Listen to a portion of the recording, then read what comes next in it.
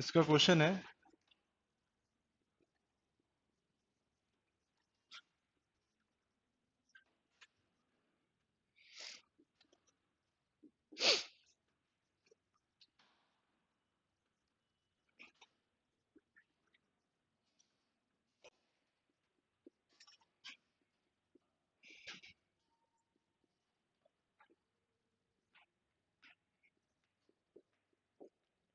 ये इसका एक्सप्रेशन है। ये अपने पास में क्या है, प्रीफिक्स है। इसका अपने को आउटकम देना है। अब इसको आंसर दिया हुआ है,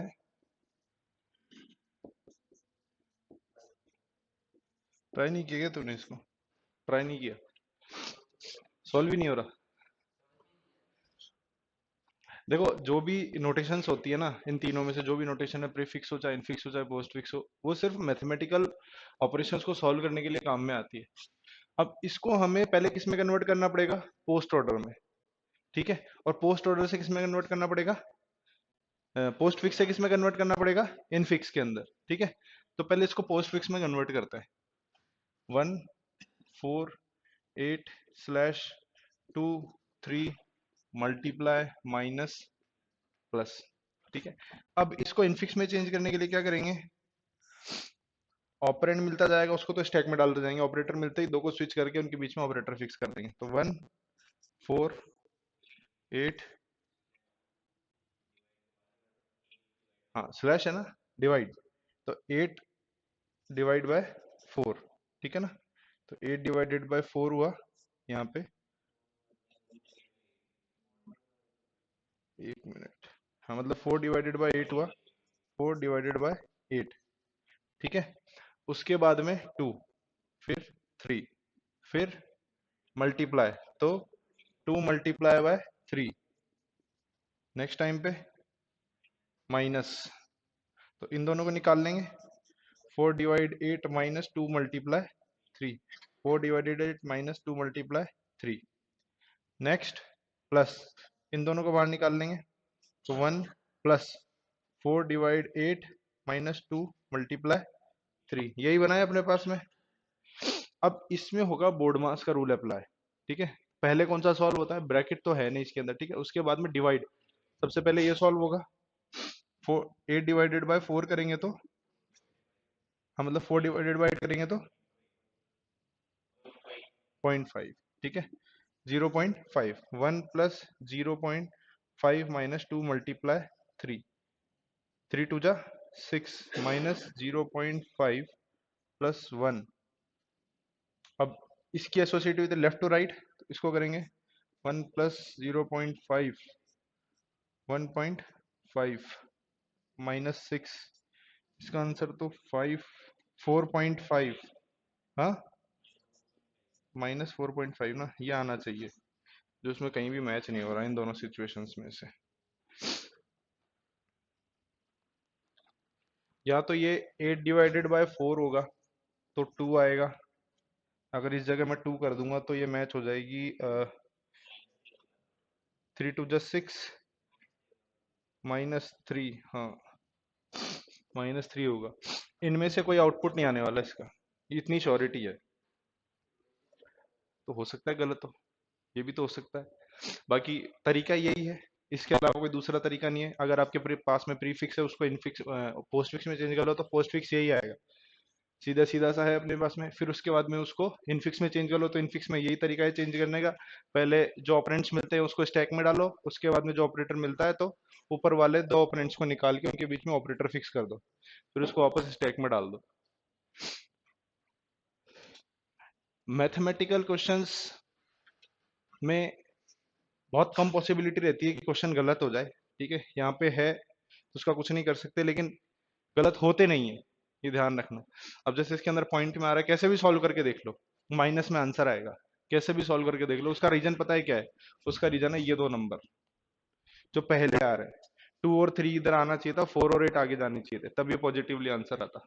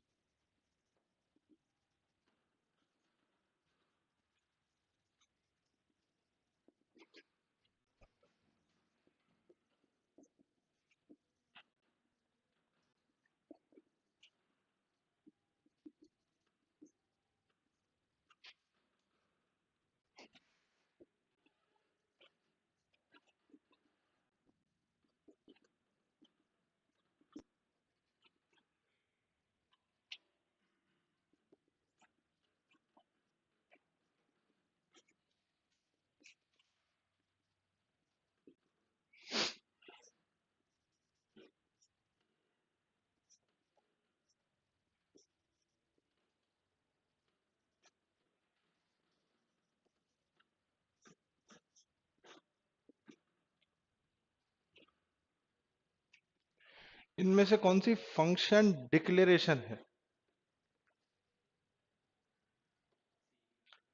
मैंने बताया था फंक्शन डिक्लेरेशन और डेफिनेशन दो अलग अलग चीजें हैं। हम लोग क्या करते हैं प्रोग्रामिंग के अंदर, जब हम फंक्शन बनाते हैं तो हम ये करते हैं direct void abc start int a comma int b curly brace start, ये आ गई बॉडी ऑफ द फंक्शन, ये क्लोज। यही करते हो ना? अब आइडेंटिफाई कैसे करोगे कि डिक्लेरेशन कौन सा है और डेफिनेशन कौन सा है? कौन सा है डिक्लेरेशन? कौन कौन एग्री होता है इससे, सी से? क्योंकि स्टार्टिंग में सबसे पहले मैंने यही पढ़ाया था कि डिक्लेरेशन और डेफिनेशन दो अलग अलग चीजें हैं। देखो डिक्लेरेशन होता है ये void abc int ab, function हो चाहे वेरिएबल हो, कुछ भी हो, ठीक है। जैसे कि एग्जाम्पल के तौर पे समझाता हूँ, जब हम वेरिएबल बनाते हैं तो a इक्वल्स टू 10 कर दिया, ठीक है। इंट a इक्वल्स टू 10, कौन सा तरीका सही है दोनों में से? ये और ये दोनों में से कौन सा तरीका सही है? दोनों सही है, ठीक है। ये हो गया आपका डिक्लेरेशन, ये हो गया आपका इनिशियलाइजेशन, जिसको डेफिनेशन भी बोलते हो आप, ठीक है। सेम चीज यहाँ होती है, आपने पहले फंक्शन को डिक्लेयर किया है, ठीक है। तो डिक्लेयर करने का तरीका होता है ये void फंक्शन का नाम ब्रैकेट स्टार्ट, उसके अंदर अगर पैरामीटर्स देना चाहते हो तो ठीक है, नहीं देना चाहते हो तो वो नल पैरामीटर्स का हो जाएगा, ठीक है। ये होता है आपका डिक्लेरेशन, सेमीकोलन आता है। फिर उसके बाद में आप इसको मेन के बाहर यूज कर सकते हो एज एन उसको डिफाइन करके, ठीक है। क्लियर है ये चीज? जो लिखना है लिख लो इसको। ये क्वेश्चन हर बार पूछा जाता है, हर बार मैंने आईए के पेपर में देखा है, और भी बहुत सारे आर्मी स्कूल के जब पेपर होते हैं, नवोदय के होते हैं, जो नवोदय के भी चल रहे हैं, उसके अलावा इनके केवीएस के देखें, उस हर के अंदर ये क्वेश्चन मिलेगा आपको कि भाई डिक्लेरेशन और डेफिनेशन में क्या फर्क होता है। तो डिक्लेरेशन में जो है बॉडी नहीं आती है फंक्शन की या वेरिएबल की, सिर्फ उसका नाम आता है। डेफिनेशन के अंदर या इनिशियलाइजेशन के अंदर जो फंक्शन की बॉडी होती है उसको यूज किया जाता है।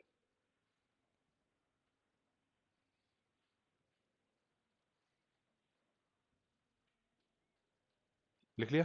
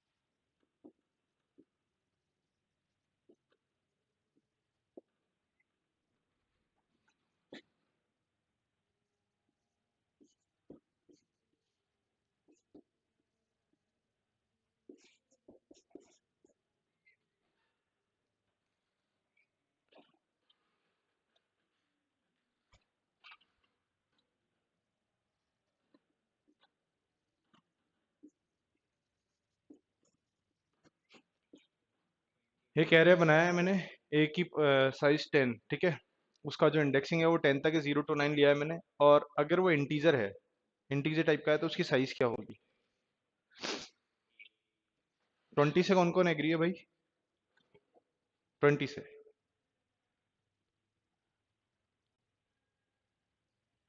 हाँ सर। भाई कैसे निकाली इन लोगों ने 20? कोई अंदाजा होगा 20 कैसे निकाली?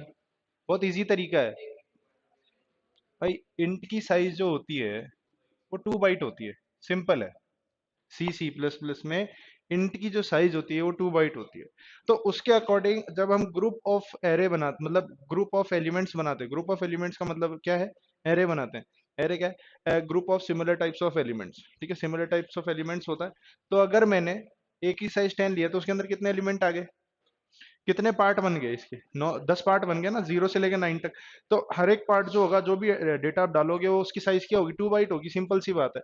तो ऐसे ही 10 पार्ट हो गए तो 2 into 10 कर दो ना इसको, 20 बाइट हो गया ना, ठीक है। सिंपल है।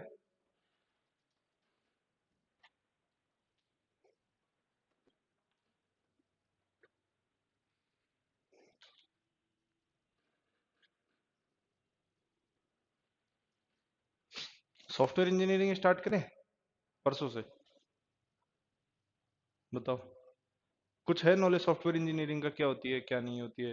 मतलब जो आपके सब्जेक्ट है, system analysis and design, sad, SAD। वो नाम ही उसका सैड है, नाम ही उसका सैड है, बाकी वो बड़ा हैप्पी थिंग वाली, बड़ी हैप्पी थिंग वाली चीज़ है, बहुत इजी है।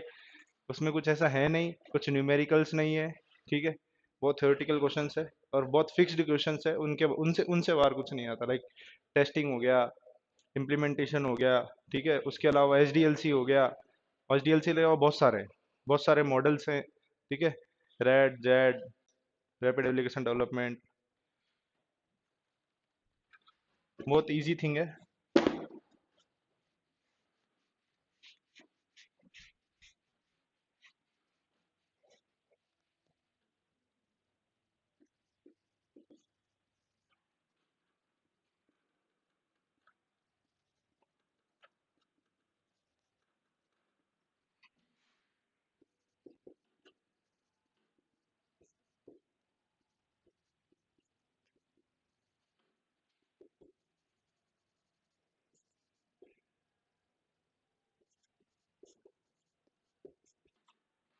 Which one is an data type?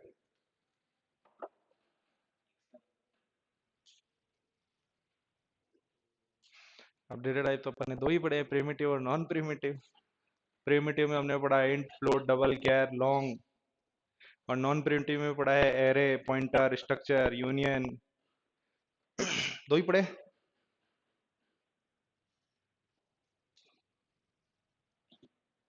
बताओ कौन सा है, स्टैटिक है क्या? स्टैटिक डेटा टाइप है? स्टैटिक डेटा टाइप नहीं होता है। नेक्स्ट, एक्सटर्न, ये भी डेटा टाइप नहीं होता है। एनम, एनम डेटा टाइप है। तीन तरह के डेटा टाइप होते हैं, primitive, non primitive. Non primitive को और क्या बोलते हैं? नॉन प्रिमिटिव को बोलते हैं डिराइव्ड। और तीसरा होता है एनमरेशन। प्रिमिटिव में आते हैं आपके इंट, लॉन्ग, फ्लोट, डबल, कैर। इसके अंदर आते हैं आपके पॉइंटर, स्ट्रक्चर, यूनियन, ठीक है, एरे। और एनुमरेशन में आता है एनम। ये वैल्यू, मतलब जिस नाम का आप वेरिएबल बनाओगे ना, वो खुद में अपना एक डेटा टाइप बना लेगा। जैसे एनम लिख के अगर आप ऐसे लिखते हो ना, एनम ए, जैसे इंट ए लिखते हैं, वैसे एनम ए लिख दोगे तो ए भी खुद में एक डेटा टाइप बन जाएगा, उसका भी आप वेरिएबल बना सकते हो। जी समझ में आई? अगर ऐसे लिख दूंगा ना मैंने एनम ए, तो ये ए को भी ऐसी पावर दे देगा कि ये खुद भी एक डेटा टाइप बन जाएगा, ठीक है। ये फिर खुद का वेरिएबल बना सकता है।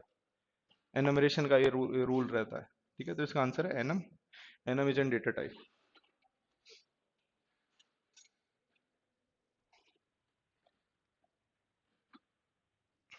हो गया? लिख लिया सबने?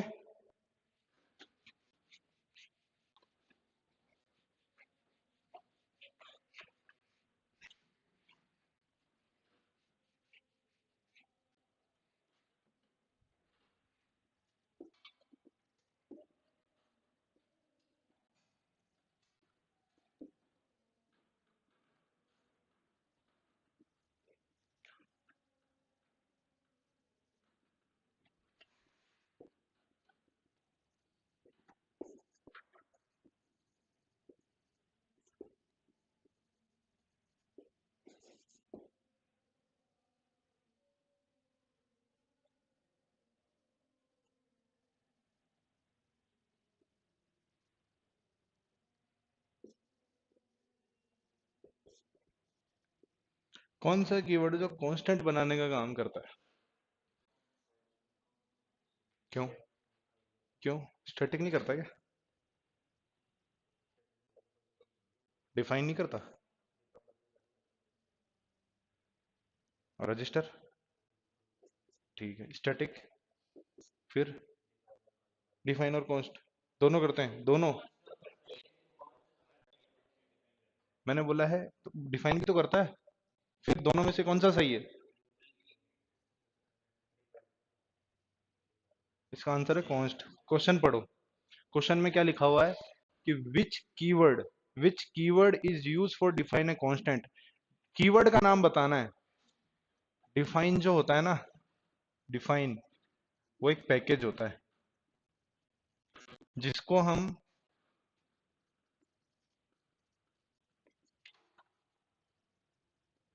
मेन फंक्शन के बाहर लेते हैं, हेडर फाइल के जस्ट नीचे। उसका तरीका होता है हैश डिफाइन। इसको इंपोर्ट किया जाता है हैश से। ठीक है। तो डिफाइन जो है वो एक कीवर्ड नहीं है, वो एक पैकेज है जिसमें हमारे को वेरिएबल डिक्लेरेशन करने की जरूरत नहीं पड़ती है, सिर्फ नाम लिखना होता है। लाइक कॉन्स्ट में अपन इस तरीके से लिखते हैं, const int a equals to 10। वहां पे आपको डेटा टाइप देने की जरूरत नहीं होती डिफाइन के अंदर। ठीक है। तो define is not an keyword, it is an package. Const is an keyword. ठीक है। और ये बाकी भी जो होते हैं कीवर्ड होते हैं, लेकिन ये कांस्टेंट बनाने का काम नहीं करते, ध्यान रखना। देख लिया।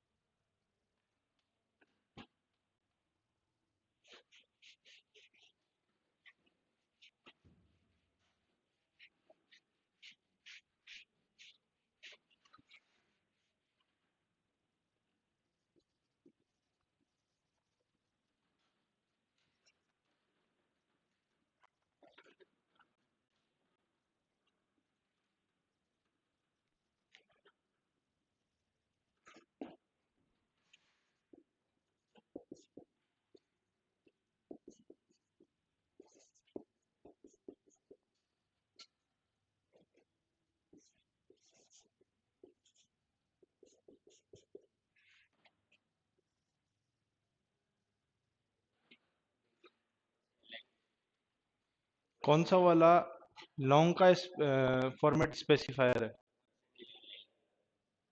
कौन कौन एल आई को वो कर रहा है? ये नहीं है। ये किसका है? ये किसका है? ये लॉन्ग का है। फिर एल डी किसका होता है? एल डी भी लॉन्ग का होता है, ध्यान रखना। ठीक है। आई और एल आई, डी और एल डी, ठीक है, ये दो चीजें होती है। डी और परसेंट, परसेंट डी और परसेंट आई, ये तो यूज होता है इंट के अंदर। परसेंट एल डी और परसेंट एल आई यूज होता है लॉन्ग के अंदर। फ्लोट में, डबल में क्या यूज होता है? डबल में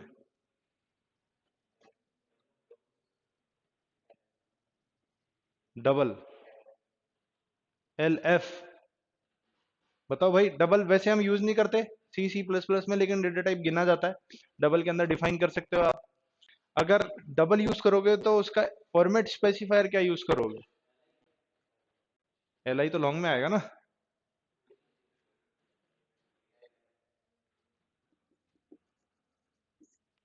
परसेंट एल एफ और जावा के अंदर परसेंट एफ, ये ध्यान रखना। ठीक है ना। Percent x, percent u, percent o, ये कहाँ यूज में आते हैं? ये जो है percent x, percent u, percent o, ये कहाँ यूज में आते हैं? फॉर्मेट स्पेसिफायर्स को ध्यान से पढ़ना। उसके अंदर आपको कई सारे फॉर्मेट स्पेसिफायर मिलेंगे। परसेंट यू जो है वो कहाँ काम आता है? हेक्साडेसिमल नंबर को एक्सेस करने के लिए काम में आता है। ठीक है।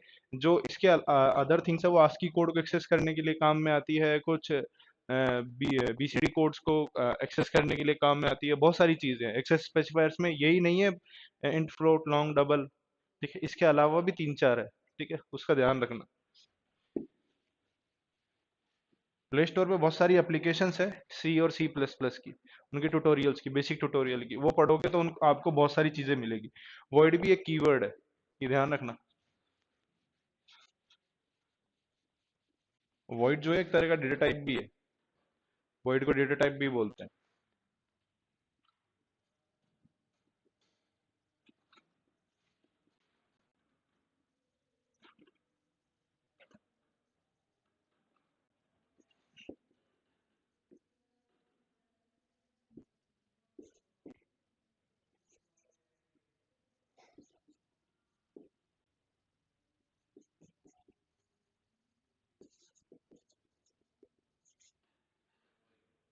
कौन सा वाला रिटर्न टाइप है?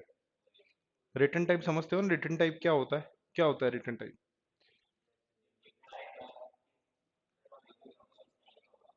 किस टाइप का होगा?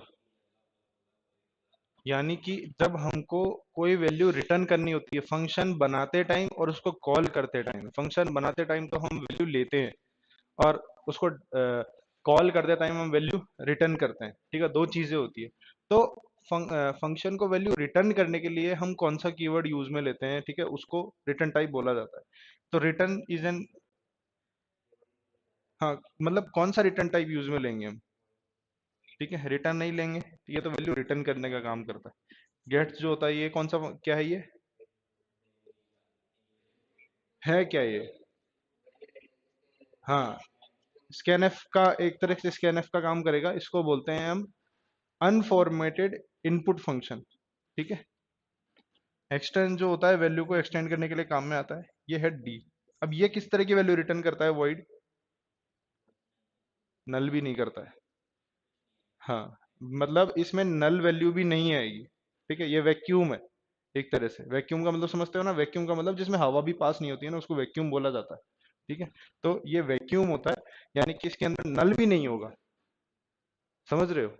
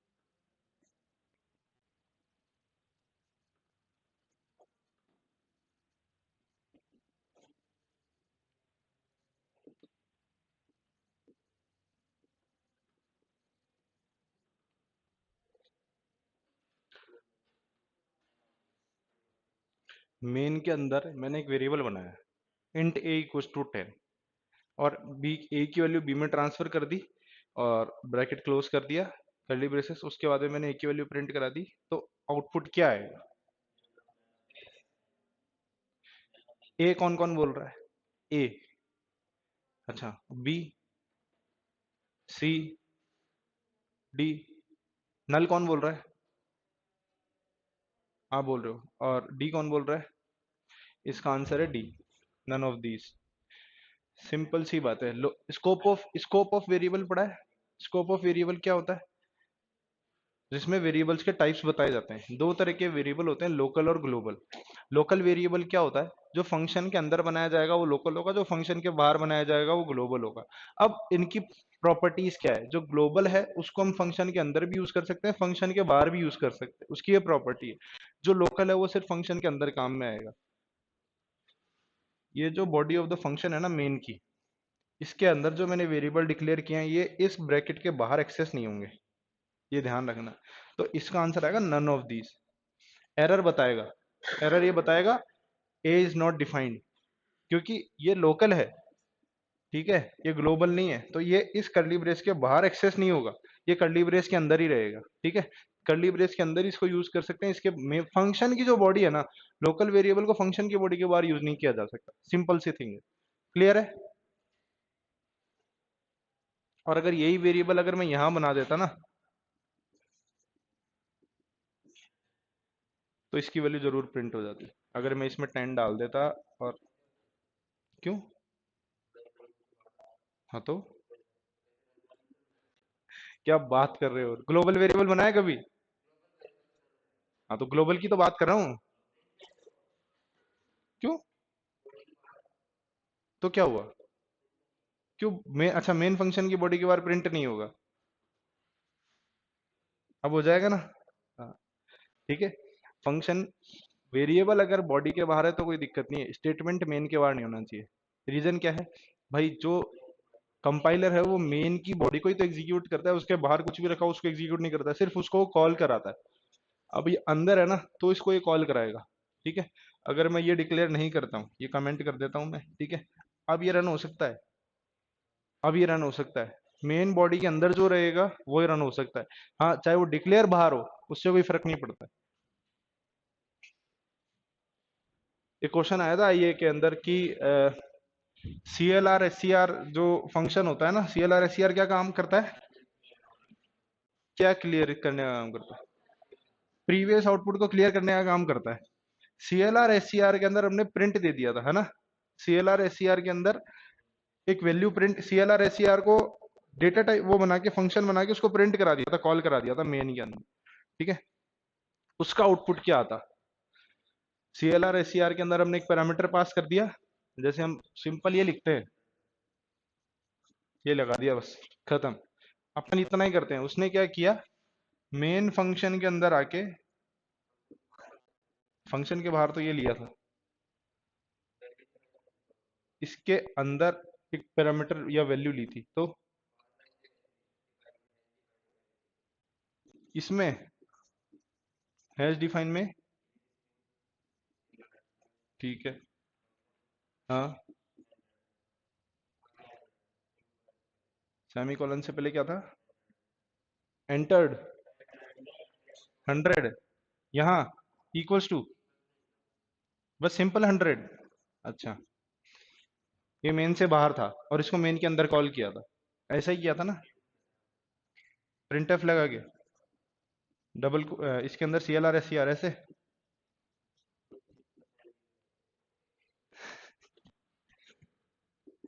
Percent D double quote comma C L R S C R, ठीक है, यही था, ठीक है।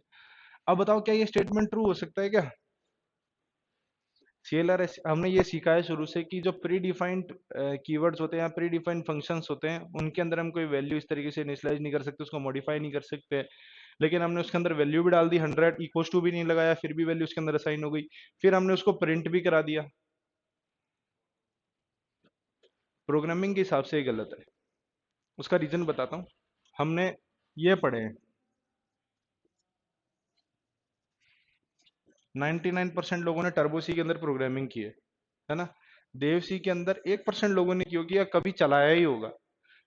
टर्बो सी के हिसाब से ये गलत है, ठीक है, देव सी के हिसाब से ये सही है, क्योंकि देव सी जो होता है C L R S C R को प्री डिफाइंड फंक्शन डिक्लेयर नहीं करता है, उसकी लाइब्रेरी में C L R S C R है ही नहीं, इसलिए इसलिए उसने C L R S C R को एच डी फंक्शन के अंदर डाल दिया। ठीक है, तो एग्जाम के अंदर ये भी वेरी करता है कि बुक ही नहीं, आपको नॉलेज कितना है, आपने कौन सा सॉफ्टवेयर यूज किया, टर्बोसी के अकॉर्डिंग हम सही है, टर्बोसी के अंदर डॉट एच यूज करते हैं, हेडर फाइल के अंदर, देवसी के अंदर नहीं करते, कर सकते हैं देवसी अब यहाँ कंपलसरी नहीं है ना, देवसी के अंदर डॉट एच जो है वो कंपलसरी नहीं है, लेकिन यहाँ कंपलसरी है, यहाँ डॉट एच नहीं लगाओगे तो हेडर फाइल कॉल नहीं होगी। ठीक है, तो वेरी करता है फंक्शन सॉफ्टवेयर टू सॉफ्टवेयर की आपने कौन सा वाला सॉफ्टवेयर ज्यादा यूज किया, जैसे जावा के लिए हम लोग नेटबीन्स और इक्लिप्स दो यूज करते हैं, इक्लिप्स की फंक्शनलिटी अलग है, नेटबीन्स की अलग है। ठीक है, तो वहाँ कुछ कीवर्ड सपोर्ट होते हैं, कुछ नहीं होते। HTML5 जो है उसके कुछ टैग्स जो है वो इंटरनेट एक्सप्लोरर सपोर्ट करता है, कुछ नहीं करता है, लेकिन गूगल क्रोम सारे करता है।